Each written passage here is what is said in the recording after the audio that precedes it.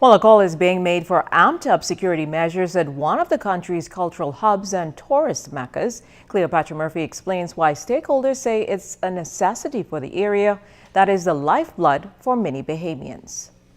Former president of the Arawak Vendors Association, Bruno Minnis, is appealing for more lighting at the Arawak fish fry in light of the travel advisory from the U.S. Department of State last week, urging Americans to avoid the area at night. Minnis says for the last several years, there have been no incidents of violence towards tourists at the popular hotspot, but says he has expressed concern about the lack of lighting for years. It's a concern for us as the regular Bahamians here, when you really can't see no further than your establishment. So, it's even worse for guests who don't know the area and to walk around and not a good visible sight. So it's very important that we do have more lighting. Despite that Level 2 advisory warning Americans that violent crime, inclusive of burglaries, armed robberies, and sexual assault is common, even during daylight hours and in tourist areas, tourists still made their way to Arawak Saturday night. Minnis says while safety is not a major concern, more police presence would make all feel better. We do really need it because, tourists visit our fish fry often. They love the fish fry. They like to mingle and mix with our Bahamian. They like to see our culture, our food. So I think the police presence needs to be beefed up a little more.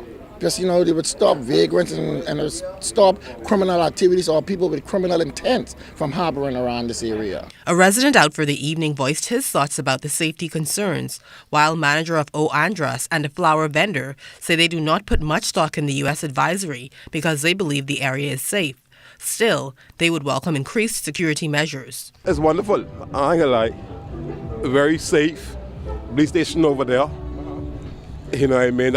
Nobody fish right. All our tourists who live here, they always say they're pleased and they're happy.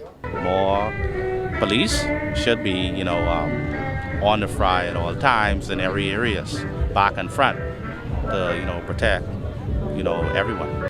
Another vendor says he believes the locale where people visit for enjoyment has gotten safer, while a local taxi driver says he has been driving for 16 years and no guest has ever complained about safety on Arawak. He is concerned, though, that unwarranted fares may hurt the income of those dependent on tourist dollars. Bahamians and tourists alike enjoy the fish fry.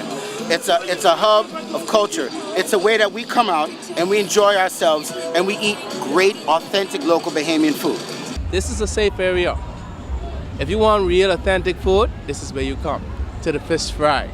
Either here or you go Portuguese Dock, but most people choose to come to the fish fry. This is our bread winning. So if you take this away from us, then what are you trying to do to us? Minnis, who has worked at Arawak for the last 23 years, says he is not really concerned about the advisory because guests seek out the location and insist it is the best location for visitors to experience the Bahamas. Because they get to see our food, they get to sit down and talk to our people, and they just long for something different. Cleopatra Murphy, ZNS Network News.